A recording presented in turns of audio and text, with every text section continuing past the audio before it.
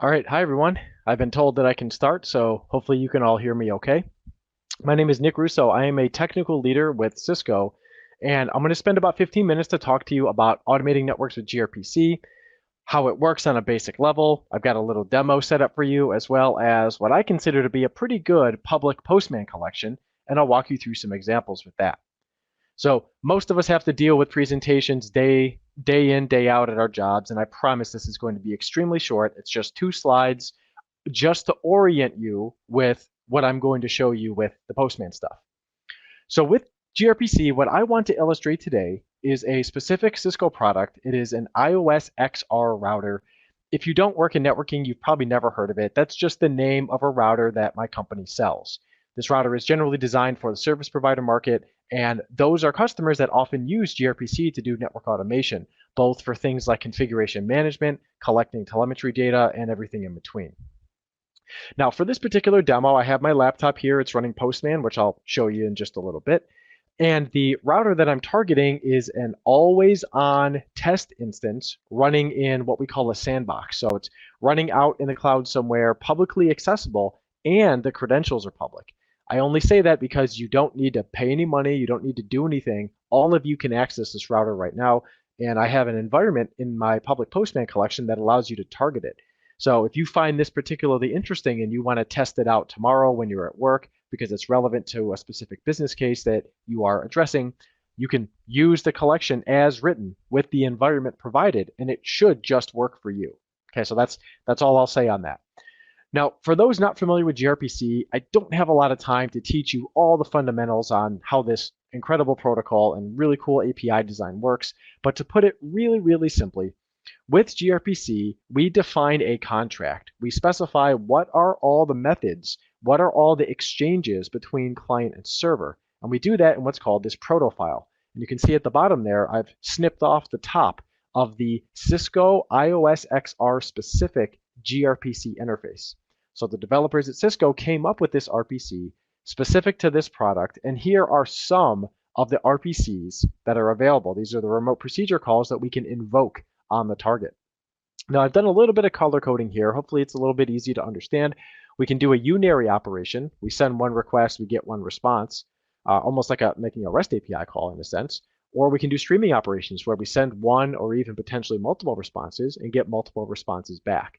So you can see we have a mix of stream-based and unary operations.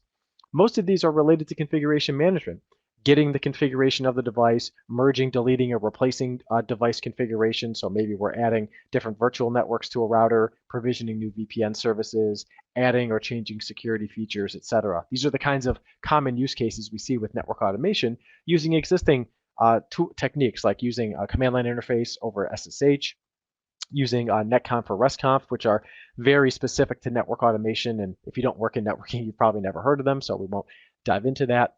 And then we can also subscribe to some telemetry stuff here. So again, these are just some of the example RPCs that are accessible on this product-specific gRPC interface. If you're a software developer and you develop an application, there's a good chance that, and if you use gRPC, of course, there's a good chance you've written your own proto file like this and then compiled it and gotten from that a stub that you can use on your clients to interface with the API, and also some API, the server-side code that you can run within your application that provides that gRPC interface. So I've done more work personally on the client side interfacing with network products, but I did build my own little test API a few years ago just to understand how it works. So a lot of value in creating that file. Now, in the network world, one big problem that we have, which the server world solved 20 years ago, is that all of our different vendor products have different interfaces. And over the past decade or so, there's been this really big industry push to help unify that. And even though gRPC as an API is generic in a sense, the interface for managing devices can be abstracted further. So there's a thing called GNMI, the Network Management Interface, the G Network Management Interface. This is a standards body called OpenConfig, tried to generalize that process. Because rather than having all the different vendors build all their own protofiles, why don't we just define the minimum set of RPCs that are required to do network automation, and that is the purpose of GNMI. So in GNMI, there are only 4 RPCs. There's capabilities, which allows the devices to exchange the different special features and versions and other important details that might be relevant. And then we have get, set, and subscribe. So the first 3 are basic unary operations. We can get or set configuration or operational data, pretty similar to the get config on the previous slide. And we have set. So set is how we make changes. This would be, merging, deleting, replacing config, or anything like that.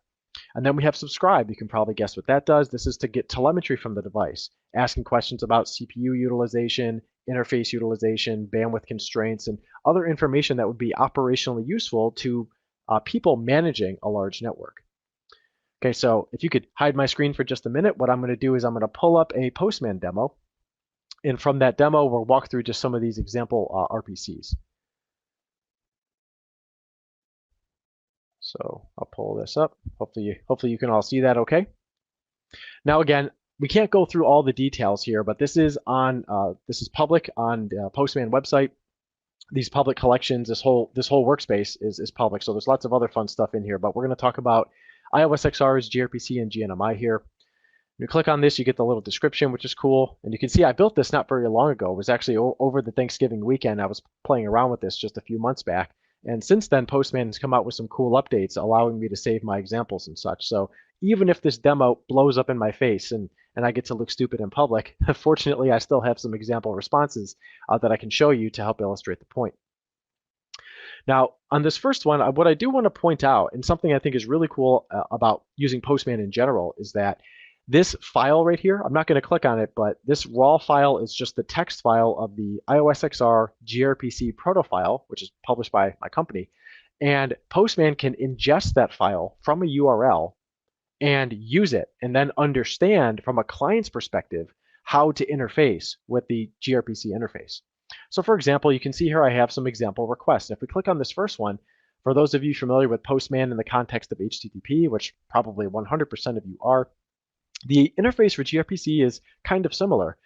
Here we have our host and our port. These are just regular variables, and you can see I just hover over and it tells me what the variables are. These are the public information from Cisco's sandbox, and you can see up here, here's the environment for that. And then if you do this dropdown, which is really cool, it shows you all the available RPCs available. How does Postman know this? Well, because it was able to access that proto file, was able to parse it, and from that was able to determine what are the different calls I can make to that remote server. And the reason that's relevant is because it allows the client, whether that client is a Python script or a Postman visual client like we have here for as a developer tool, we can know with certainty what those different components are. So if I choose get config, you can see that icon, by the way, is a 1 arrow up and 2 arrows down. That indicates a streaming operation, whereas the blue single arrows represents a unary operation. So nice little UI benefit there. And what it does here, if you hit use example message, what it'll do is it'll populate just some random data based on the different types of data in the file, so that you can just put in the variables that are relevant to you. So I'm going to undo that change because what I had before was better. So I'm going to go in with this, and if I just hit invoke, it's a lot like sending an HTTP request. For a streaming response, you get this nice chronology from the most recent on the top about everything that happened. So you can see there was a connection that was established, the request that was sent, and then the response that came back. You can see on this particular device, I don't have any of this particular thing configured on the device at this time. But if you look at some of these responses, you can see, for example, if we were to issue that request after having done some configuration, after doing a merge, we can see all this data comes back. And even though this data is kind of hard to read for a person, it's clearly JSON data, and we can parse this in our program and get some meaningful information from it. So it has a lot of the benefits of interfacing with, like, say, a REST API, but the advantage is that we know in advance what the RPCs are, and we can interface with the device effectively in that way. I'll show you GNMI quickly because I think you're starting to get the point now on why this is useful. If you're in a multi-vendor environment, maybe you've got different kinds of devices from different vendors and you want to make a config change on all of them at the same time, but you don't want to have to download all these different proto files and interface with all these systems in a different way.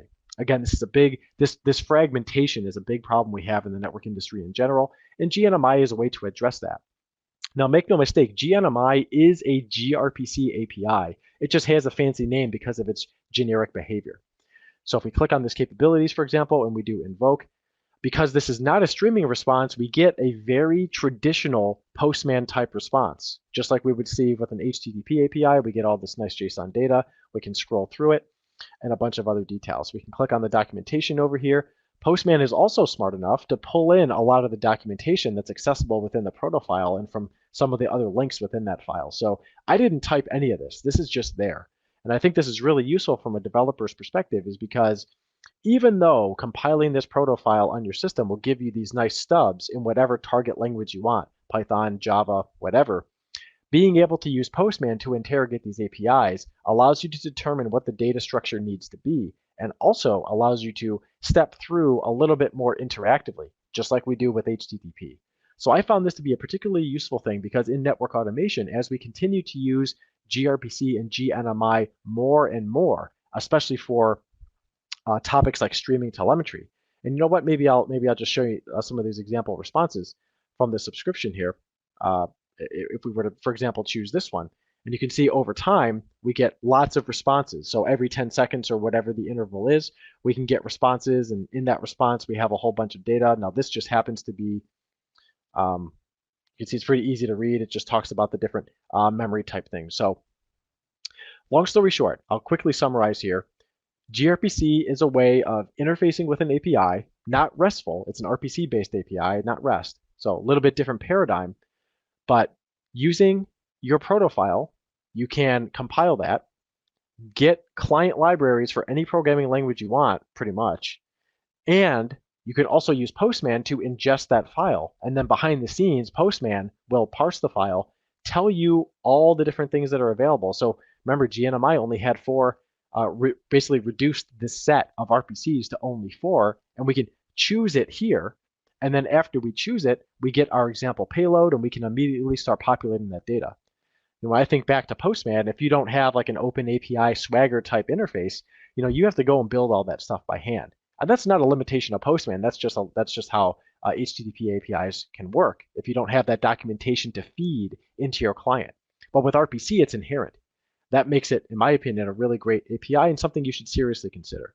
And again, in the context of network automation, it's really starting to take off, especially in the context of telemetry, because it is extremely high performing, and we know exactly what the exchange has to be thanks to the contract, and the proto file makes that very easy.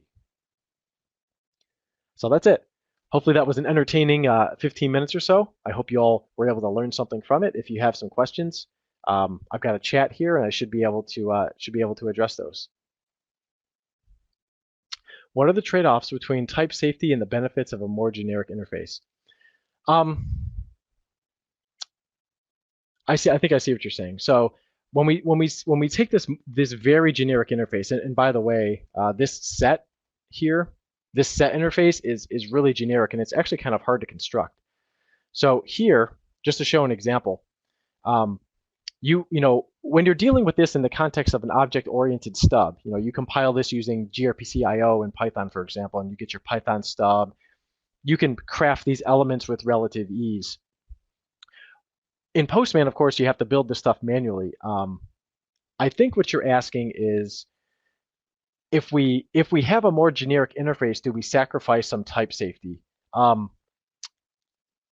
think that's true to some extent, because in the generic interface, you can see this example. It just says what is the path you want to target.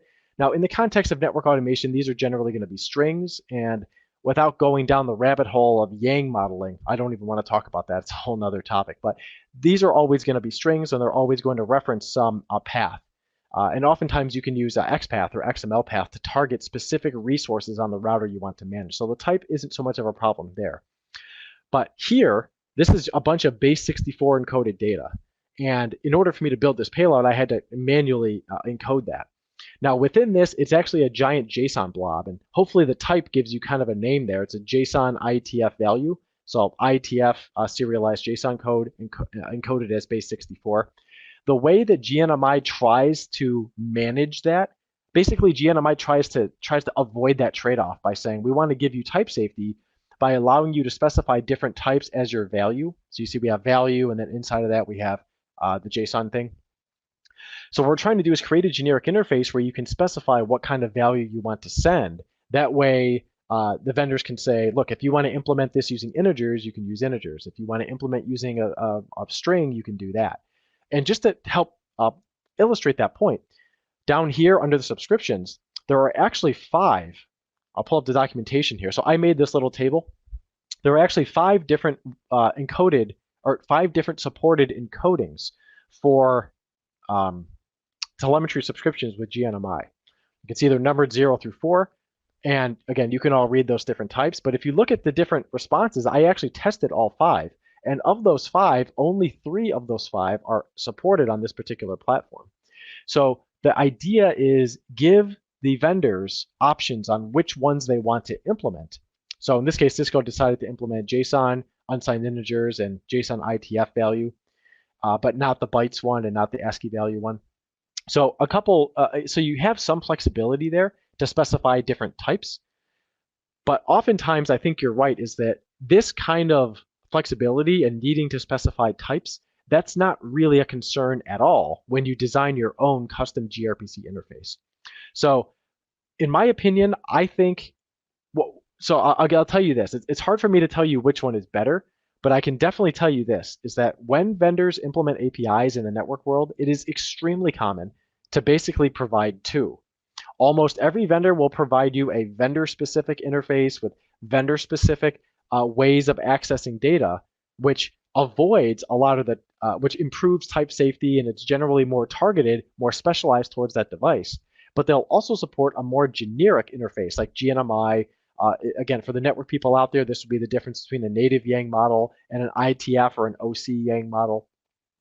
Vendors will typically support those multiple options so that the individual programmers can choose, do I want to use the vendor-specific interface with better coverage and better type safety, or do I want to use the more generic interface, which allows me to touch all my devices using a common language, but at the expense of needing to either specify different types, like in the context of GNMI, or take type safety into my own hands and make sure I'm passing in the right values that can be processed by the devices correctly. So I apologize for the long-winded answer. I'm known for that. If we have time, I'm happy to stick around and ask more, but I do want to respect other speakers as well. So for the Postman team, please let me know how you'd like to continue, and I can stick around. Okay. Well, thanks everyone. I appreciate you having me, and I hope to see you again. Take care.